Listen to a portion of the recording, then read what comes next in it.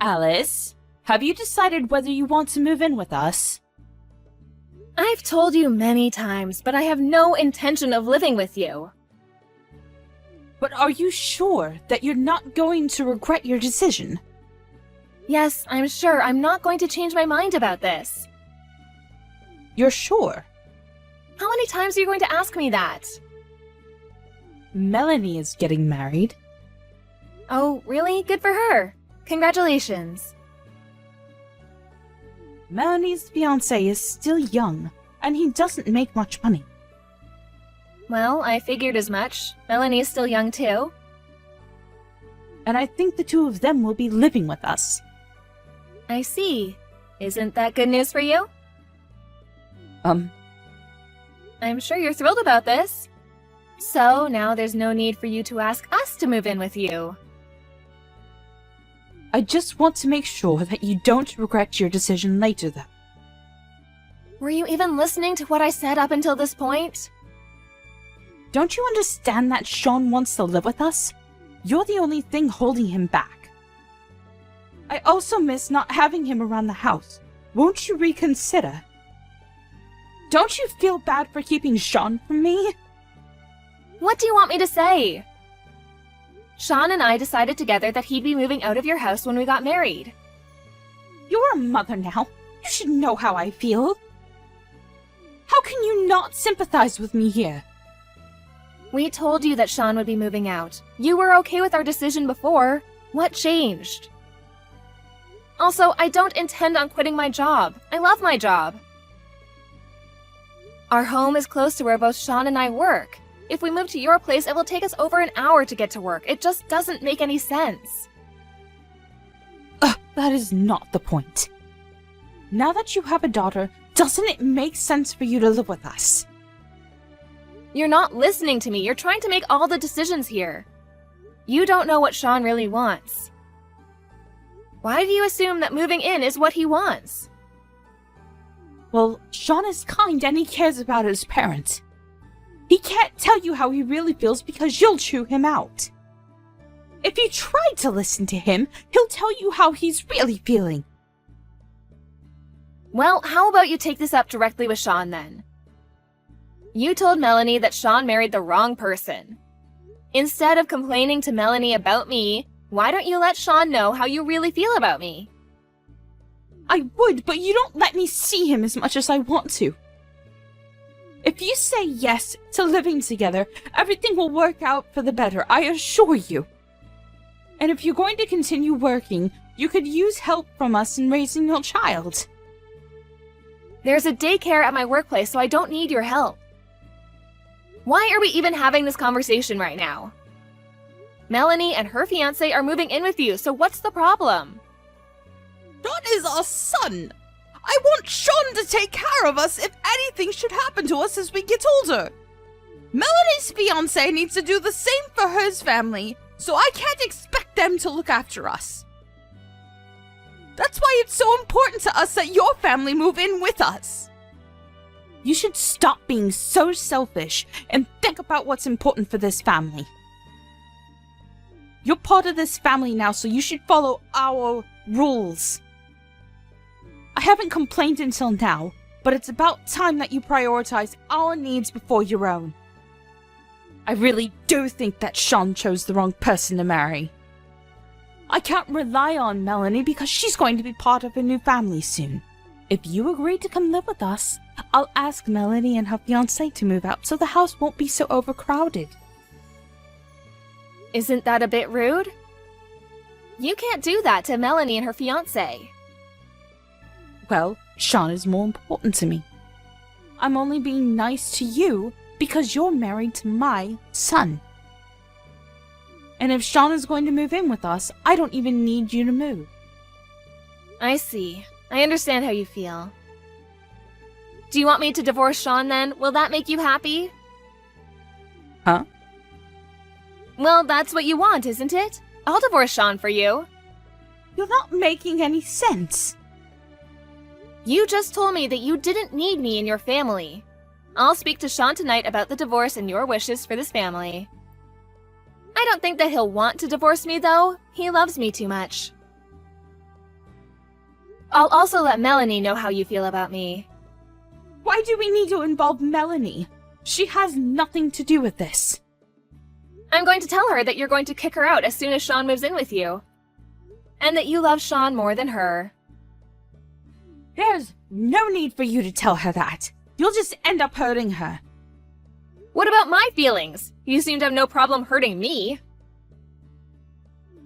You're such a bitch. You just want to pull me apart from my family. You are a monster. I just spoke to Melanie. She told me that her father also asked her and her fiancé to move out if Sean was going to move in. She told me that she's not going to move in with you if there's a high chance she'll be kicked out soon after that. What? She can't do that! She already promised us she'd move in! It seems that your husband spoke to her before you did. He told her that Sean and I are moving in with you and that there was no room for her and her fiancé. She was really angry with her father after that. She has no intention of moving in with you anymore. Well, how come Melanie didn't come to me first? Melanie told me that she spoke to her father yesterday. I guess she's angry with you too. That's why she came to me and not you. Did you tell your husband that Sean and I were moving in with you? How could you? I've been telling you that that's not what we want. Well, I figured I could persuade Sean to move in. And I knew that I would have to ask Melanie to move out if Sean was moving here. I didn't think she would move out right away, though. And my husband wasn't supposed to say anything to Melanie. It's because you're being selfish and not thinking about what everyone else in this family wants. I'm sure that your husband became impatient with you and decided to let Melanie know what you were really thinking. Melanie already knows that we have no intention of moving in with you. Well, what about what Sean wants? What if he wants to live here with us? He would want to take care of us when we're too old to take care of ourselves. How can you assume that? You don't know anything. I don't think Sean wants to live with you. To be honest, I'm really annoyed that you keep on pestering us to move in with you. That's all you ever talk about. I'm starting to dread even seeing you face to face out of fear that you'll force us to move in with you. Melanie is also fed up with your behavior. She wants nothing to do with you anymore. As for Sean and I, we don't plan to come to see you for some time. We need a break. Melanie would never say that about me. You're just making things up to hurt me. She may be slightly annoyed, which is why she's siding with you now. But she'll come to her senses. I know she will. You said that Sean was more important to you than her behind her back. She was devastated when she found out. I didn't mean it like that. She misunderstood me. I meant to say that Sean is the older one, and as the older brother, he should be responsible for looking after us. Especially since Melanie is marrying into a new family soon. Melanie knows that you've been nagging us to move in with you. She agreed to move in with you in the first place because she felt sorry for Sean and I. She was just trying to protect us. She was really hurt when she found out that you favored Sean over her. I can totally understand why she would feel that way. What do you mean by that? Did you also tell her that I said her fiancé doesn't earn enough money? I didn't say anything to Melanie. She probably found out through her father. She wasn't trying to move in with you to save money. She was just being a good daughter. She was willing to look after you if Sean and I couldn't. She's your daughter. You should have known that Melanie would do something nice like this. She has a kind heart. I didn't mean to hurt Melanie's feelings. I really did want her to move in with us. But I figured that she'd want to move out eventually. I guess I was just trying to act strong. It just sounds like you're making a bunch of excuses. Shouldn't you be telling Melanie this directly instead of me? Well, Melanie won't pick up my calls. I think she's very angry with me. Would you mind telling her how I really feel? Melanie doesn't want to talk to you or hear what you have to say to her. I also showed Sean the conversation we've been having over chat up until now. He just got home from work. I thought that he ought to know how his mother was acting. What did Sean say? He said he'd rather cut off all ties with his parents than divorce me. Sean would never do that to us. Sean's my son. You're lying again. He can't abandon us. He's going to give you a call soon to talk to you directly about this. But first, he's going to talk things over with Melanie. As for me, please don't try to get in touch with me anymore. I have nothing more to say to you. You stress me out. It's not good for my mental health. By the way, I'm pregnant with my second child. You're pregnant? When did you find out? Yes, I'm pregnant. Do you know if you're having a boy or a girl? It's a boy. That's great! Now you have more the reason to move in with us. Since Sean's going to cut all ties with you, I don't plan on introducing my new baby to you. You can't keep me from my own grandson. That's cruel, even for you. See, all you care about is yourself. Hasn't it ever occurred to you that we don't want to spend a minute more with you? You're stressing me and my family out. I'm sure we can work something out. We can come up with a plan that makes everyone happy. Could you please persuade Sean and Melanie not to be so mad at me? It's all a big misunderstanding. You can't take back the mean things you said about everyone.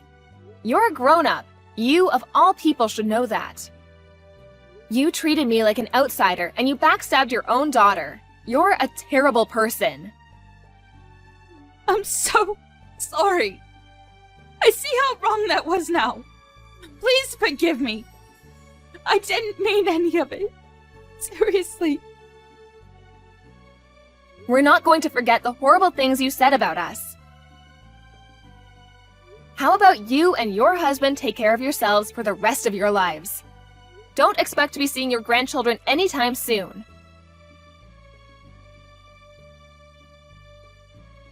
Melanie and Sean talked things over and came to a mutual decision.